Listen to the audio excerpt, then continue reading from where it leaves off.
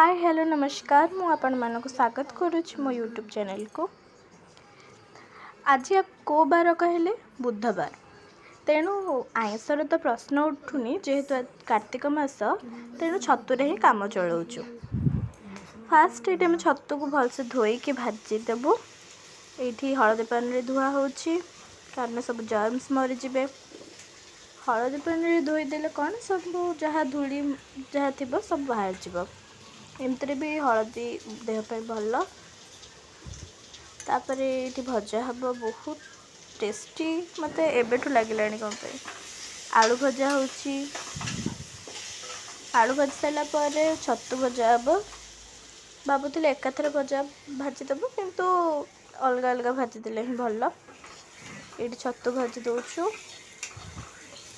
भाजी सारापर तरकारी होगी आराम से खाइबू। आउ ये मसाला मामा रेडी कर देइछंती।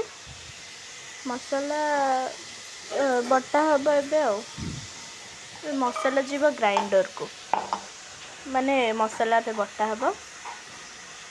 मसाला बटा हो सारा पर ताकू तरकारी करबुन सेमती अल्प मसला भाया करबू। तरकारी तो बहुत थर खाई टी नुआ प्रकार किसी ट्राए करवा। तापर छतु फ्राए आज करवा। ये मसाला माने कौन ग्राइंडिंग कराब। मसाला ये रेडी आमर। ये मसाला फुटी आसला भी बहुत भल बास्ना आसूची मसला रू ताहले तरकारीटा भी तो निश्चित बहुत भल हो मत आशा अच्छी। तापर कौन करवा ये मसाला कषा होची। मसला केते जोर से बांफ बाहर आप देखिपे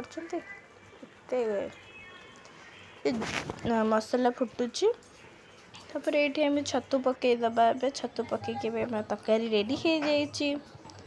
केते टेस्टी लगुच ना मु तो खाई निश्चित कहबी आपण मानकू। तापर ये खाइबा भी बढ़ाई गलानी आमर भात डाली काकुड़ी छतु तरकारी पियाज लंका लुण लेंबू। बे तो सब साधा ही चलती जेहेतु बुधवार से आम छतु तरकारी आज कम चलईदेलु।